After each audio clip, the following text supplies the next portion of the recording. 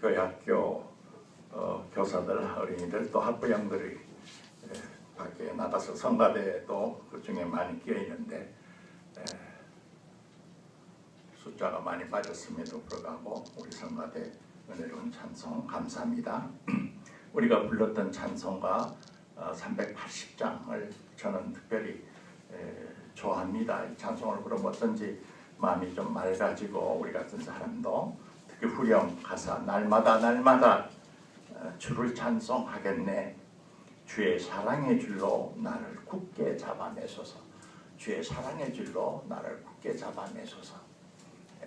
주님의 사랑의 줄이 우리를 잡아내지 않으면 우리 힘으로 우리 신앙을 지켜가고 그렇게 참 어려운 것 같아요. 살아보면요. 우리는 늘 약하고 믿음이 희미해지고 의심하고 타성에 젖고 그래서 우리의 연약함을 그대로 노래하면서도 믿음으로 날마다 부족하지만 주 앞에 나가기를 원하고 그러니 주님께서도 더욱더 사랑의 줄로 모른 척하지 마시고 제가 믿음이 없습니다. 믿음 없는 나를 도와주소서 하는 그런 심정의 가사여서 저는 이 찬송가를 좋아합니다. 지난 일주일 동안 우리 사회에 여러 가지 일이 일어났습니다만은 제게는 특별히 두 가지 사건이 인상적으로 돌아보면은 일어났다고 생각이 됩니다. 여러분마다도 각각 다르시겠지만요. 첫째는 이제 뭐니 해도 오랜 기간 동안 거의 한 150 가까이 장기간 표류해가고 잘못하면은 이게 세계 망신도 되고 우리 민족 구성원들에게는 큰 상처가 줄 소위 말하는 이 개성공단이 폐쇄 직전까지 갔는데 남쪽과 북쪽 정권 당사자들의 필요성, 정권적 차원에서 필요성도 있고 또 우리 국민들이 북쪽이 남쪽으로 막론하고 간절히 그 열망이 헛되지가 않아서 정상화를 타결이 된 뉴스가 뭐니 해도 참 다행이다. 제발 다시 그런 일이 일어나지 않았으면 좋겠고 역사가 거꾸로 안 흘렀으면 좋겠다. 그런 서로 너 죽고 나 죽자 시기에 그런 세상은 어차피 안 되는 거니까 서로 양보하고 좀 부족해도 서로 타협을 해가면서 우리 민족사도 좀 풀어갔으면 좋겠다 하는 그런 소식과 사건이 하나 있었죠. 또 하나는 뭐라고 생각합니까? 또 사람마다 다 관심이 있겠지만은 저로서는 역시 그에 못지않은 대단히 중요한 한 사건, 소위 말하는 이제 국회 청문회가 계속됐지만 국정원이라는 국가정보기관이 지난 대선 때 개입을 해가지고 민주주의의 근본 원칙과 근간을 손을 대는 아주 용납할 수 없는 그런 일이 일어났다는 것을 한 정부의 검찰이 조사를 해가지고 문제가 있다. 현 정권의 검찰이 이제 문제 제기를 해가지고 지금 고소 상태가 들어가게 된 그런 사안 때문에 국정감사가 이러쿵저러쿵 하면서 여야의 줄다리기 속에서 이루어지는데 대부분의 중요한 시간을 다 낭비해버리고 이제 며칠 안 남았는데 그게 깊이 관여된 전직 고위 공무원 두 사람이 나타나서 발언을 하고 대한민국의 모든 그 말은 하지 않지만은 또 사느라고 그런 문제에 나는 관심이 없다 하는 사람마저도 그래 잘 되기를 바라서 이 문제가 원만하게 잘 해결됐으면 좋겠다라고 하는 시민들의 국민들의 마음에 너무나 의외로 증언자의 선서도 하지 아니하고 혐의 사실을 전면 부정하고 또 집권 여당은 그것을 비호하고 옹호하는 이런 발언으로 국정원 소위 국정감사가 마무리 단계로 들어가는 것은 앞선 사건에 비해서 굉장히 어둡고 우리 마음을 답답하게 하고 그저 한 사건이 아니라 이래도 되는 것인가? 되는 것인가? 정말 근심을 크게 하는 그런 두 가지 사건이 일어났죠. 그러나 오늘은 그 이야기를 하자는 것은 아니옵시다. 그런 어떤 정치 사회적 사건과는 아무 관계없이 바로 지난 주간에 우리가 일주일 살았고 아까 기도자가 말씀한 바로 그런 우리가 도의 속에 있었을 때 이 도시민하고 일상생활인과는 사실 관심 가지고 보지 않으면은 그냥 넘어갈 역시 대단히 두 가지 사건이 있었어요. 오늘은 그것을 다시 해석하면서 읽은 성경 말씀으로 돌아가려고 합니다. 하나는 뭐냐면 바로 지난주 화요일인가요? 8월 12일입니다. 천문학의 별자리를 열심히 찾고 하는 사람들은 그 별자리라고 하는 것이 여러 가지 별자리 이름을 붙였지 않았어요? 그는 그리스의 그 신화에 이제 연원을 해서 붙이기도 하는데 소위 말하는 페르세우스 별자리라는 것이 있나 봐요. 저도 낯섭니다. 카스페아 그 별자리에서 좀 동남쪽으로 내려오는 별자리라고 그러는데 겉으로 보면 우주를 별자리를 보면 그 별자리에서 쏟아져 발원을 하는 것처럼 거기서부터 시작된 것처럼 보이지만은 페르세우스 별자리에서 시작되는 그런 별똥별은 아닙니다.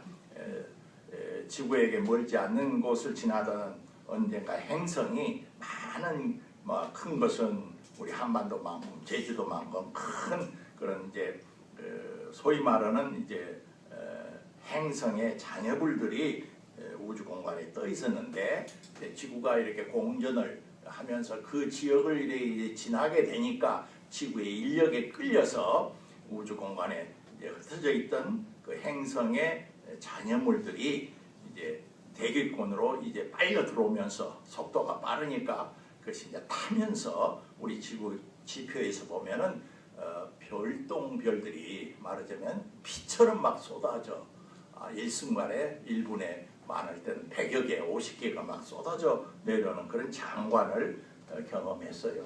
여러분은 우리 도시 뵌 사람들은 하늘도 깜깜하고 오래 지냈지만 그거 구경하려고 시골에 가서 밤하늘 본 사람도 많이 있습니다. 기대한 만큼 그렇게 찬란한 소위 유성우라고 유성들이 피처럼 쏟아지는 그 경험이 일어났던 사건이 바로 지난주에 일어났어요. 한밤에. 그리고 바로 그 다음날은 이제 13일인데 우리 조상님들은 견우직녀가 은하수를 건너서 1년에 딱 한 번 만난다는 그런 날이 바로 그 다음날이옵시다. 1년에 무더운 여름날 인간이 잠깐 하던 일을 멈추고 밤하늘의 별들의 세계를 이렇게 바라본다는 것은 나는 좋은 일이라고 생각합니다. 땅에 많은 피조물이 사는데 그래 눈앞에 무엇을 먹을까 마실까 여당이 오르냐 야당이 오르냐 뭐 여러 가지 이거를 짚고 받고 하는 그런 것을 잠시 놔두고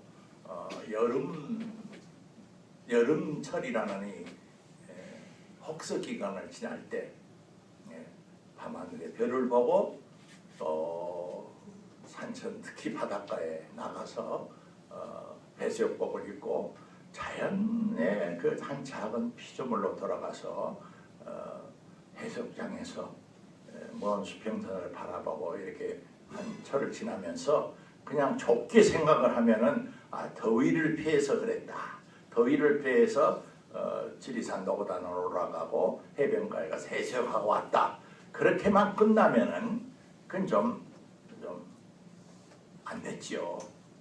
해수욕을 즐기는 것도 좋고 더위를 피하는 것도 좋지만 그것을 넘어서 뭔가 평소에 느끼지 못한 것을 느끼고 지나는 여름이어야 하지 않을까. 그래서 오늘 설교 제목을 그렇게 좀 낭만적으로 적었던 것입니다. 앞으로도 여름이 이제 서너 주간도 남아있겠죠. 계속도 덥지만은 한여름은 이제 지났습니다. 우리가 아무래도 저도 어제 동네 그 4.19 공원을 가면 유심히 보니까 버들강아지들은 벌써 자기들 열매를 다 맺었더라고요. 우리는 모르지만은 계절이 변하니까 입추가 지나니까 바빠요. 뭔가 열매를 맺으려고 열심히 지금 이제 마무리 안으로 자기를 이제 연그러가게 하려고 혼신의 힘을 기울이는 때지 계속해서 벼포기가 뿌리를 내리고 뭐 새로운 잎을 내고 이런 성장하고 확정하고 그런 시기가 계절적으로 지났다 그 말입니다.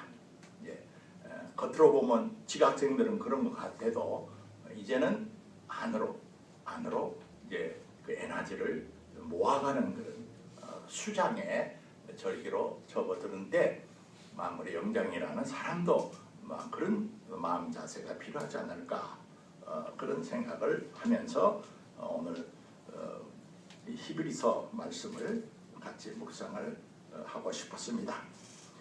여름밤의 깨달음의 두 가지라는 것은 뭐냐면 첫째는 그게 뭐라는 하나님의 말씀은 살아있고 활력이 있고 마치 좌우에 날이 선 어떤 검보다도 더 예리한 것이다. 그 금강 검보다도 더 예리한 것이다. 신앙적으로 이제 검의 하나님의 말씀의 그 능력을 비유를 한 것입니다. 그래서 우리의 혼과 영과 관절과 골수를 찔러서 쪼개가지고 마음의 생각에 무엇을 품고 있는지 그 뜻을 다 아주 드러내 놓을 수 있는 그런 능력의 말씀의 권능을 말하면서 그것을 정말 아는 사람은 피조물들이 지음받은 바 된 자가 하나님 앞에서 바닷가에 벌거숭이 해수욕하는 사람들이 아니 어린애가 아주 벌거숭이가 돼가지고 물장난을 치는 것처럼 우리가 하나님의 영원하신 그 눈 앞에서는 말씀 앞에서는 그분의 현존 앞에서는 우리가 숨길래야 숨길 수 없고 숨으려다 숨을 수 없지 아주 그대로 백주로 그냥 벌거벗은 것처럼 우리가 노출되어 있는 존재라는 것을 알고 느끼고 자각해라 하는 것이 오늘 첫째 메시지입니다. 네. 사실은 별로 우리는 잘 그러지를 못하지요. 미교 때 인상 깊었던 것은 이 제트기가 날아가고 좀 기관총 따발총이 소리가 들고 그러면은 사람만 놀랄 뿐만 아니라 짐승들도 다 놀래서 허둥지둥거리는데 특별히 마당에서 기르던 이 닭이란 놈이 뒤뚱뒤뚱 해가지고 가서 어디 조그마한 구멍 속에다 자기를 머리를 박고 뒤에 몸뚱이는 그대로 다 내고 자기는 이제 지금 안전한 곳에 숨어 있다라고 하는 그런 닭 모습을 보고 우리들은 웃고 그러는데 우리는 하나님 앞에서 그런 모습은 아닐까요? 사실은 이론으로 말로는 우리가 하나님 앞에서 숨길 수가 없다. 시편 기자대로 우리의 장부를 치우시고 우리가 혀를 놀려서 무슨 말을 발설하기도 전에 무슨 말을 하려고 하는 것까지 이미 하나님이 앞서서 다 알고 계십니다. 우리의 잠자는 자리를 하늘에 올리고 땅 끝에 거할지라도 우리는 하나님의 현존 앞에서 도망갈 길이 없다. 그 옛날 구약의 시인들도 그걸 느꼈거든요. 근데 현대인들은 대단히 어리석어서 숨을 수 있다고 생각을 한단 말이에요. 하나님도 나의 모든 것을 모르실 수가 있는 면이 있다고 생각한단 말이에요. 그래서 닭대가리가 어디 구멍에다가 몸을 쳐박고 온 몸뚱이를 뒤로 노출시키면서 자기는 숨어 있다고 그렇게 행동하는 것과 똑같은 행위를 나나 여러분이나 하는 어리석은 존재라. 그래서 제일 첫 번째 우리가 깨달아야 할 첫 것은 스스로 그런 어리석은 생각을 하지 말자 말이에요. 어리석은 생각을 하지 말고 우선 하나님 앞에서는 벌거벗은 모습을 우리가 노출되어 있는데 무한한 그 별자리를 내가 이야기를 하고 해변가를 이야기를 한 것은 우리가 돈이 없어서 뭐 해석도 못하지만은 간 사람이나 안 간 사람이나 무한한 이 넓고 광활한 이 대우주와 그 무한한 시간 길에 비하면은 우리가 이제 장모님이 지금 우리 교회에서는 제일 연세가 많으신데 82이신데 아마 백수를 하셨으면 좋겠어요. 또 그러실 수 있을 것 같아. 또 100세라고 해도 그 무한 시공에 비하면은 찰나란 말이야. 찰나. 순간을 살고 가는 거야. 순간을. 그걸 다시 한번 뼈저리게 느끼는 올여름이 되고 여름밤이 되어야 한다.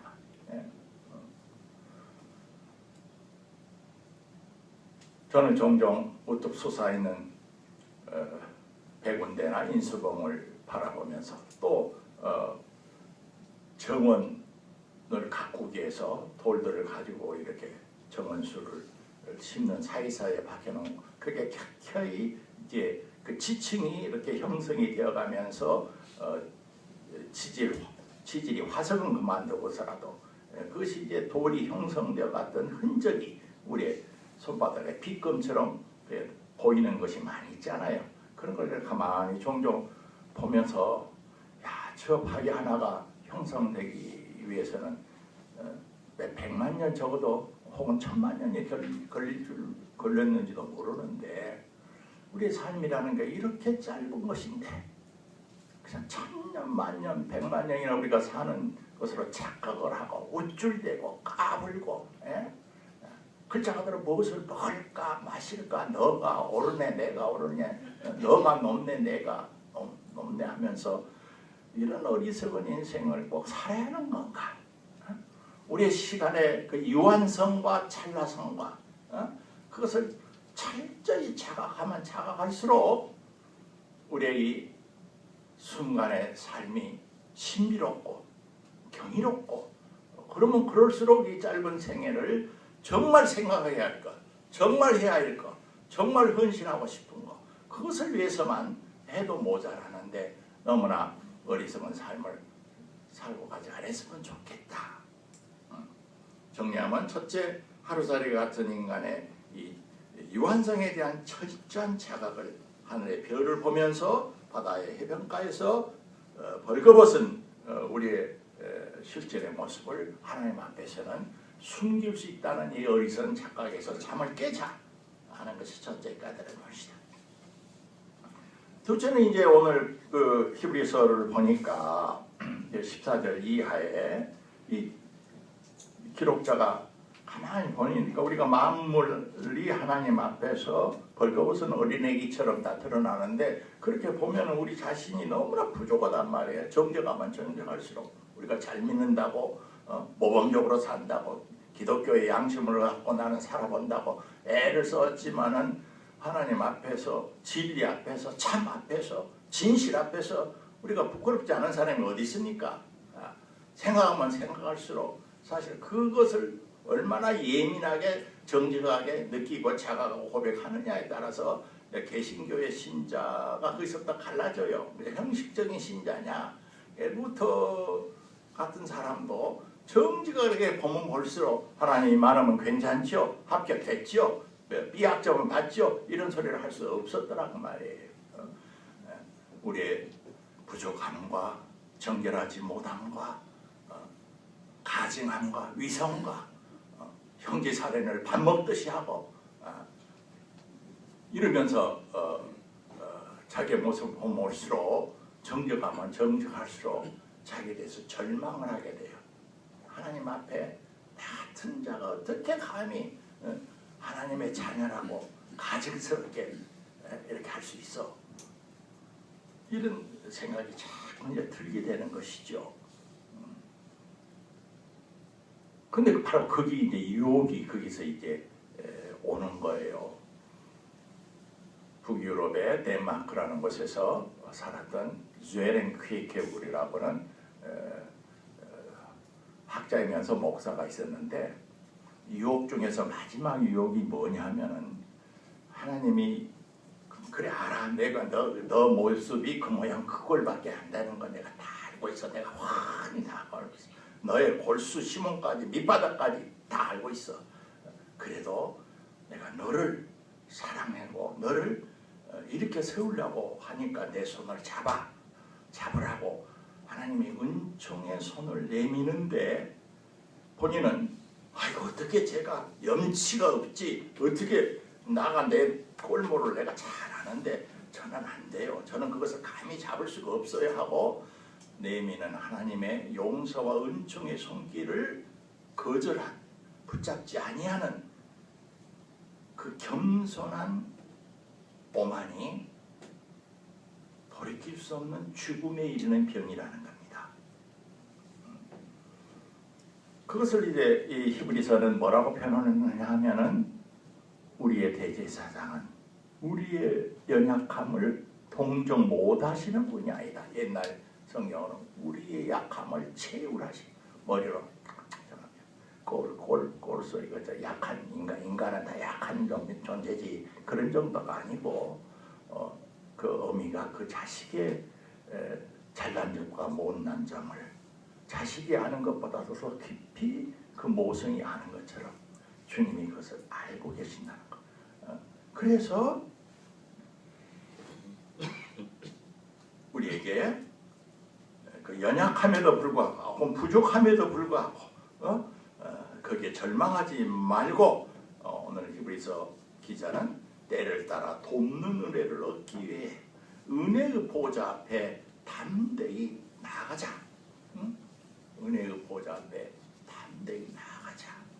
그래서 오늘 이제 설교 후반부 제목이 담대한 신앙. 담대한 신앙이라는 게 나도 지금 아프리카에 선교사로 나서겠다고 하는 그런 의미의 담대한 신앙이 아니라 하나님의 용서와 그리스도의 내미는 손을 감히 나는 잡을 수가 없는 존재지만 그래도 당신이 나 같은 사람을 여전히 놓지 않고 영원한 생명의 자녀로서 나를 기어이 연결게 하시려고 아까 말한 사랑의 줄을 놓지 않으시니 영접지만 그 사랑의 줄을 제가 잡습니다. 나는 그것이 담대한 신앙이고 용기가 필요해. 용기가 신앙에도 용기가 필요하단 말이에요. 알았어요? 그래서 이 여름이 다 가기 전에 우리가 깨달아야 할 두 가지 진리는 바로 그러신 것이 아닐까. 세상에는 국정원이 어쩌고 저쩌다 개성공단이 어쩌고 저쩌다 그것도 다 중요한 일입니다만 그리스도인으로 위해서는 어떻게 보면 그보다 더 중요한 내 영혼이 사느냐 죽느냐 내 생명이 이 세상에 나와서 한 세상을 살고 하는데 오늘 교동문에서 보는 대로 지푸라기처럼 풀잎처럼 사라지고 없어져 버리는 거냐 아니면은 이것이 영원한 어떤 생명의 연그름 속으로 들어가느냐 못 들어가느냐는 문제는 한 개인의 영혼의 문제인 것 같지만 개성공단이나 국정원보다도 신앙적 무게로 말하면 더 중요하다고 말입니다. 저는 오늘 사회를 맡은 정현필 집사님하고 경기도 연천의 어느 시골에 그 CR 모임이라는 모임이 이제 한 10명 이렇게 구성이 돼서 자발적으로 농사짓고 소박하게 사람들이 지리와 참을 찾아서 이제 모여서 독서회를 시작하는 그 첫 모임에 같이 참여를 하고 왔습니다. 그 길을 갔다가 이제 온 경험 이야기를 한마디만 하고 제 설교를 오늘 일찍 마치겠습니다. 그게 갔더니 그게 참석하신 분 중에 한 분이 우리가 아는 소위 풀무원, 여러분 유기농 농사의 풀무원 마크 많이 있잖아요. 그 풀무원이라는 게 그 최초에 시작하신 분의 한국의 선구자 중에서 원경선 선생이라는 분이 계세요. 바로 지난번 100세 세상을 떠나셨는데 그분들이 지금부터 한 5, 60년 전에 한참 이제 5.16이 나가지고 생산 증대 농약을 치고 품종을 개량하여튼 지금은 절대 식량이 부족한 때니까 뭐 그런 거 사치는 손해가 하지 말고 농약을 쳐서 벌레를 죽이고 비료를 화학 비료를 많이 써서 한 톨이라도 생산 증액을 하라 증산하라는 운동이 일어날 때부터 그렇지 않다. 그것을 알고 보면은 생명의 먹거리 속에 입사람에게 독약을 넣어주는 거나 마찬가지다라고 하는 그런 깨달음을 이제 일본에서부터 먼저 그것이 일어났어요. 일본에서는 그것을 애농해라고 불렀어요. 농사를 정직하게 바르게 생명의 먹거리로 이렇게 세운다는 그 애농해와 이제 서로 연결에 대해서 한국의 이름은 정농해라고 이름을 그렇게 세워가지고 굉장히 초창기에 어려웠죠. 산성화되고 그렇지 않으면 수지가 안 맞는 그런 농법을 유기농으로 이제 바꾸기에는 그래 쉬운 일이 아니거든요. 토질이 힘을 얻기까지는 몇 년 동안은 고생을 해야 해요. 근데 그들이 단순히 그 농법을 개량하고 유기농을 해가지고 그 먹거리를 생산하자는 농업운동이 아니더라고요. 도리어 그분들의 시작 그 자체 속에 뭐 우리 같은 목사는 저리 가라야 어떻게 신앙이 투철하고 철저한지 철저한 그리스도인의 신앙 그뭐 하루 종일 때 앞에서 일한 사람들이 그 기록을 보니까 새벽 4시면은 시골에서 전부 일어나서 새벽 기도를 전부 하고 청년들이 하고 농장에 가서 또 일을 하고 그런 그 개척적인 놀라운 그런 어떤 정신적 영적 운동과 이 정농회의 유기농이 결부되어 있었습니다. 결부되어 있었어요. 그래서 그 선구자 중에 한 분이 바로 그 원경선 씨인데 그분의 사이가 오셨어요. 그분의 딸을 아마 그 사람을 좀 그래서 여러 가지 이야기를 했는데 그분이 준 글 속에 초창기 그분들이 어디서 이제 교육을 주로 받았냐 하면은 우리나라 경상남도에 가보면 거창고등학교라고 있습니다. 특별히 이제 기독교 정신에 입각해서 세운 학교인데요. 우리 교단으로 말하면은 조양론 목사가 그 학교에 교장을 한번 한 적이 있고 저와 함께 그 학교에 거의 동시에 봉직했던 장일조라고 하는 철학과 교수가 있는데 그분도 거창학교 고등학교를 졸업하셨어요. 시골에 있는 한 학교인데 학교의 교육 이념이 그렇게 철저하고 투철해서 거기서 많은 인물이 쏟아져 나왔어요. 정치, 경제, 사회. 근데 거창학교, 그 거창고등학교에 이제 학훈이 있고 여러 가지가 있는데 특히 직업 선택에 있어서는 이런 자세를 가지고 이런 안목을 가지고 택해라 하고 직업 선택의 10계명이라는 그런 지침이 있어요. 제가 한번 읽어볼 테니까 들어보세요. 이런 세상도 있어서요. 첫째, 거창고등학교의 모든 졸업생들은 직업을 선택하면서 첫째, 월급이 적은 쪽을 택하라. 둘째, 내가 원하는 곳이 아니라 나를 필요로 하는 곳을 택하라.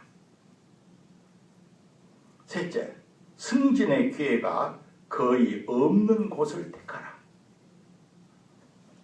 넷째, 모든 조건이 갖추어진 곳을 피하고 처음부터 시작하는 황무지를 택하라. 다섯째, 앞을 다투어 모여드는 곳을 절대 가지 마라. 여섯째, 장래성이 전혀 없다고 생각되는 곳으로 가라. 일곱째, 사회적 존경 같은 것을 바라볼 수 없는 곳으로 가라. 여덟째, 한가운데가 아니라 가장자리로 가라. 아홉째, 부모나 아내나 약혼자가 결사 반대하는 곳이면 틀림없는 곳이다. 의심치 말고 가라.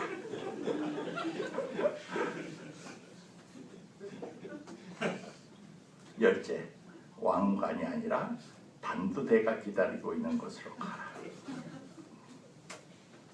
세상에 이런 사람들이 또 있나 하는데 그런 사람들이 있어요.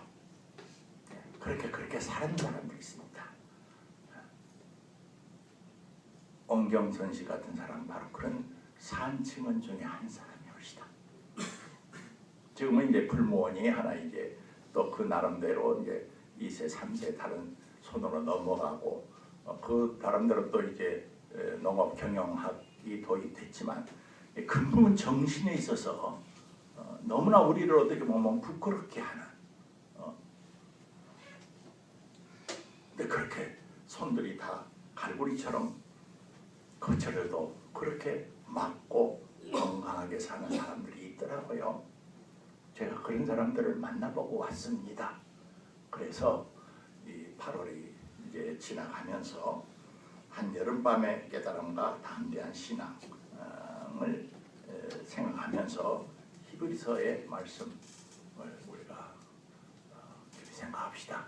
하나님 앞에서 너희들이 숨고 숨기고 뭐 어떻게 해도 다 어리석은 짓거리 하나님 훤히 다 보고 계셔. 그러니까 그 앞에서 꾸밀려고 변명하려고 치장하려고 가식하려고 하지 마라. 우리의 찰나성과 유한성을 철저히 인정하고 고백하라.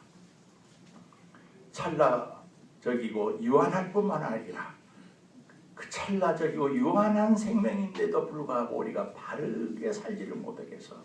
우리는 부족하고 정결하지 못하고 떳떳하지 못하고 기독교식으로 말하면 죄인입니다. 그게 정정한 고백이죠. 그래서 하나님이 하시는 일은 용서고 인간이 하는 일은 그 용서의 선언과 내미는 은총을 겸손하게 받아들이는 것만이 인간이 할 수 있는 일이에요. 그런 신앙의 자기 성찰을 이 8월의 여름이 다 가기 전에 우리가 하면서 우리도 안으로 또 조금 더 영물어가는 우리의 신앙생활이 되기를 주 이름으로 축원합니다. 아멘. 기도합시다.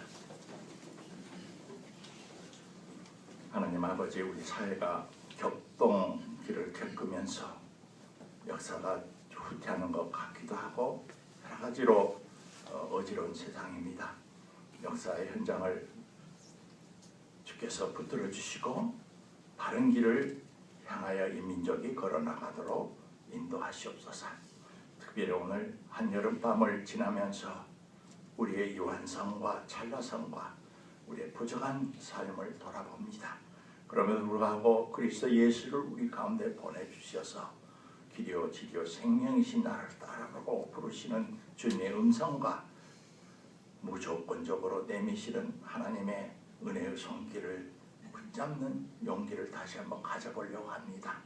사교 작은 교회에 적을 두고 나오는 모든 신도들 마음속에 겸한 마음을 주시고 주님의 놀라우신 은총의 손길 앞에 감업할 수 있는 마음의 부드러운 마음을 주셔서 크든지 작든지 늘 사랑과 감사와 형제에 대한 배려가 차고 넘치는 신앙 공동체가 되도록 축복하여 주시옵소서.